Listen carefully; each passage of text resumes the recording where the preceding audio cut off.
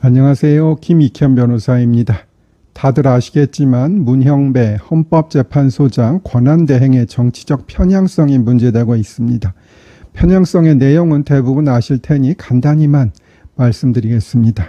문대행은 우리법연구회에서 자신이 제일 왼쪽에 자리 잡고 있을 것이라고 해서 극좌임을 자인했지요. 또한 유엔군 참전용사에 대해 16개국 출신 유엔군 참전용사들은 무엇을 위하여 이 땅에 왔을까?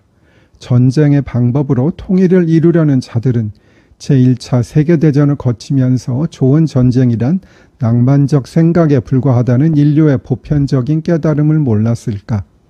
라고 했는데요.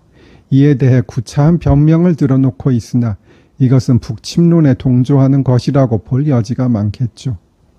어떤 이유에서든지 먼 타국에서 참전을 하여 동양의 작은 나라 전쟁에서 희생된 어린 병사에게 애도하는 것 말고 다른 생각을 할 수 있는지 저는 문대행의 사고가 이해가 되지 않습니다.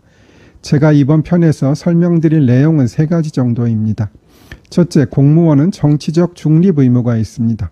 물론 공무원들도 정치적으로 지지하는 정파가 있을 수 있지만 공무원은 정치적 중립 의무가 있으므로 공무원이 특정 정치 또는 이념적 견해에 영향을 받지 않고 공정하게 자신의 임무를 수행해야 합니다.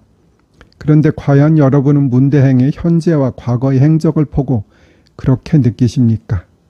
둘째, 법관윤리 강령이라는 것이 있고 이와 관련해서 대법원 공직자윤리위원회에서 2012년에 SNS에 대한 권고 의견이 나온 것이 있어요.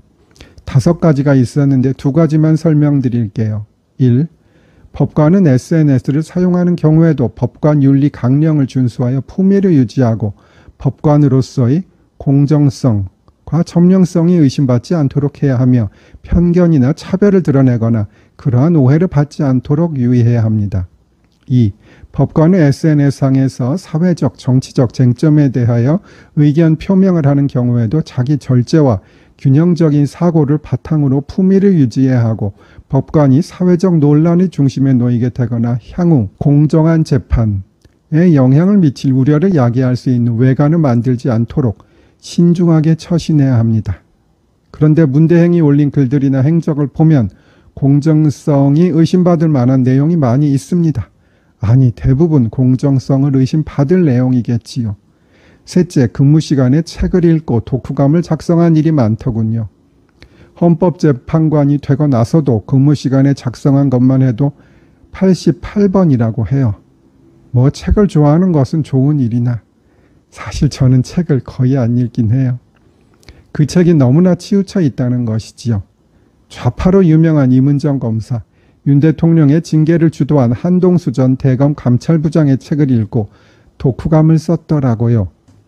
그런데 그럴 시간이 있었다면 이진숙 방통위원장의 탄핵 사건을 신속히 처리하든지 아니면 평균 처리 기간이 810일 정도라고 하는 다른 헌법재판소의 사건을 처리하든지 했어야 하는 것이겠지요. 다른 공무원이나 평범한 회사원이 이렇게 근무 시간에 일을 안 하고 책을 많이 읽었다면 해고가 될 수도 있을 것 같아요. 문대행은 이상민 장관 탄핵 사건에서 이태원 참사를 인지한 후 105분간 7차례 유선 보고받고 대책을 지시한 것만으로 부족하고 공무원의 성실 의무를 위반한 것이다 라는 의견을 냈는데 본인에게는 지나치게 관대하고 타인에게는 지나치게 엄격한 것이 아닌가 하는 생각이 듭니다. 또 윤 대통령의 탄핵 사건은 엄청나게 빨리 진행하고 있지요. 제가 보기에는 문대행은 틀림없이 윤 대통령의 탄핵에 찬성할 것으로 보입니다. 문대행의 나이를 보니 저와 같고 연수원 기수는 저보다 한 기수 빠르네요. 2월생이라 학교를 일찍 들어갔고 4학년 때 합격했으니 똑똑하긴 하겠네요.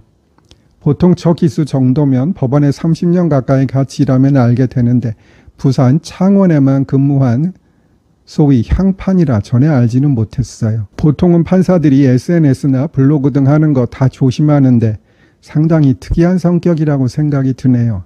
사실 조국도 마찬가지였지요.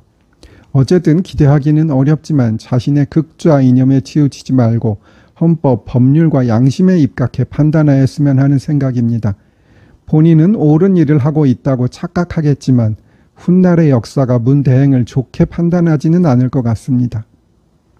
오늘은 동양의 먼 곳에 있는 작은 나라에 와서 꽃다운 청춘을 바친 유엔군 참전용사들에게 모래시계 OST 백학이라는 곡을 바칩니다. 가사도 있으니 한번 보세요. 제가 첼로 선생님과 같이 연주한 곡입니다. 저는 이 곡을 들으면서 참전 용사들을 생각하면 눈물이 나려 하는데 어떻게 문대행은 저런 글을 쓸 수 있는지 참 안타깝습니다. 감사합니다.